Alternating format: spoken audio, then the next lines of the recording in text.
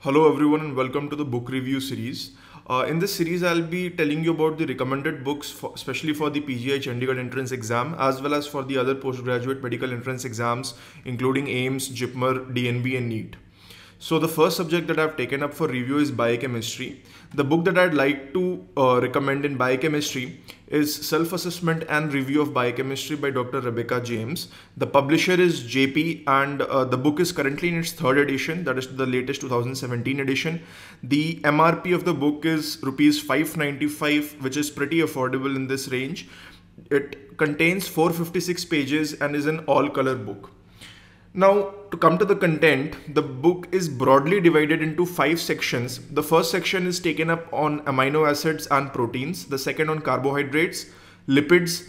There is a separate section on genetics and some miscellaneous topics that have not been covered in the previous 4 sections.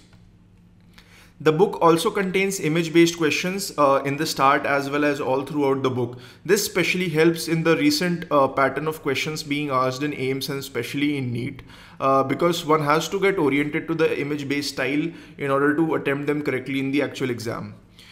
The book also has separate sections on frequently asked questions on certain high-yield points that are to be remembered by the candidates, as well as questions that have been asked previously in other exams. The content of the book has been arranged into some very useful tables and flowcharts, and these tables and flowcharts actually help because they get you the information in a visual based memory. So that actually helps because later on when you're revising, it is easy to see the tables and flowcharts and retain the stuff along. The book also has certain remember boxes which gives you the important content that should not be missed while covering a particular topic, and this is pretty useful for candidates in the last time of revision. Then there are certain review question and answers that are at the end of each section that will help you consolidate whatever you learned in the section. So it is basically a practice of what you already learned and will tell you what all mistakes are you making and will help you rectify them at this stage only. Now, the specific things that work for this book is clinical oriented learning. This is seen in very few books because biochemistry, if not learned in a clinically oriented way, becomes a very rote subject. So if you learn it along with learning its clinical applications, then it becomes useful and you retain that stuff. So it's pretty important to know the clinical context of whatever you're remembering.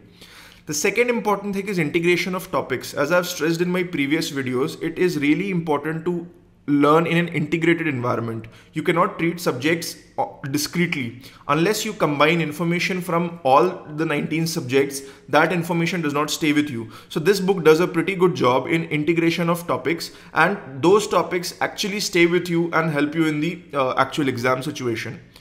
The previous question and answers are covered in this book itself, so you need not go for any other book on searching previous questions that have been asked. And more importantly, right in the content section, several areas are marked with Q. So this also tells you that this is a high yield area, has been asked previously and thus has high chances of coming up again. Like I previously said, flowcharts and algorithms are very important because they help you build a visual memory.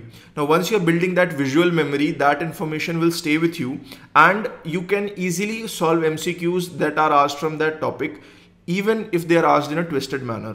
Last and most important, especially for the PGI exam, genetics has been covered in a very beautiful way, and genetics, like I've mentioned in the previous videos also, is a very important topic, especially for the PGI exam. So genetics here, it's covered very well in the book, and this particularly becomes a plus point for the PGI aspirants. Last but not the least, the book directly takes references from Lippincott, Harper and many other books. So the need for reading the standard text becomes nullified in this case because most of this material has been sourced from these standard textbooks and has been presented in an easy to understand manner. So you need not refer to the actual textbooks while reading, and that actually takes care of the problem that most people face because of not having read standard textbooks. So this is one definite advantage of this book, and that is why I'd like to recommend it, especially to the PGI aspirants and to other postgraduate medical aspirants in all.